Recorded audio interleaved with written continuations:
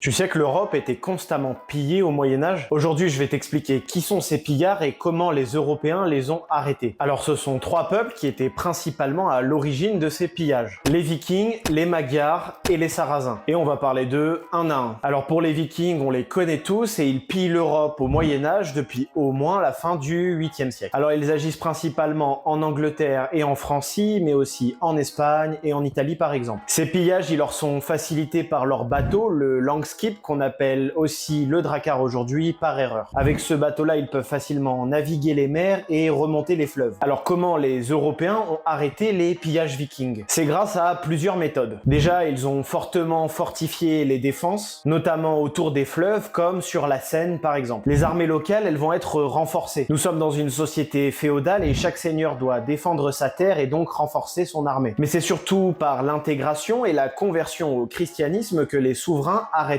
les pillages vikings. Le cas le plus connu est probablement celui de Rollo. Oui, c'est Rollon dans la série Viking. Le roi de Francie de l'époque, Charles le Simple, lui confie une partie du duché de Neustrie, qui deviendra alors la Normandie en 911. Et lui, Rollon, il a pour mission de défendre la nouvelle Normandie contre ses anciens frères vikings. Et ce phénomène d'intégration, il va se répéter dans de nombreux territoires et notamment en Angleterre, où peu à peu les vikings scandinaves et les anglo-saxons vont s'agréger en un seul peuple. On passe ensuite aux Magyars, un peuple asiatique qui s'est installé dans la plaine de Pannonie. À l'origine, c'est un peuple semi-nomade composé principalement de cavaliers. Et grâce à ça, ils vont surtout piller l'Allemagne, mais aussi la Francie et l'Italie par exemple. L'arrêt des pillages les concernant va faire suite surtout à un événement, la bataille du Lechfeld en 955. C'est Othon Ier, le futur empereur du Saint-Empire romain germanique, qui va battre les Magyars au Lechfeld. Et cet événement, il va les contraindre à arrêter les pillages et à se cantonner à la plaine de Pannonie, où ils vont y fonder le futur royaume de Hongrie qui va peu à peu se christianiser. Il n'y aura alors plus de raids magyars en Europe et la Hongrie va s'intégrer pleinement au monde chrétien occidental. Enfin, pour terminer, il y a ceux qu'on appelle les Sarrasins, qui sont en fait principalement des Arabes et des Berbères qui viennent en partie du Maghreb, mais aussi d'Espagne, celle-ci étant principalement musulmane à cette époque. Ces pillages, ils sont principalement maritimes et ils vont avoir lieu en Provence, en Italie, en Corse et en Sardaigne principalement. Les Sarrasins y pillent richesses et esclaves. Et ce sont principalement le développement des flottes navales de cités commerçantes comme Pise, Gênes et Venise qui vont mettre fin à ces attaques. Mais c'est également la croissance de la Reconquista en Espagne qui va mettre un coup d'arrêt au pillage des Sarrasins. Ce qu'il faut retenir, c'est que tous ces phénomènes de pillage vont être stoppés vers la fin du Xe siècle. La fin de ces raids, elle va marquer une période de stabilisation en Europe. Alors j'espère quand même que tu auras appris quelque chose et si c'est le cas, tu peux t'abonner, commenter, partager et liker la vidéo.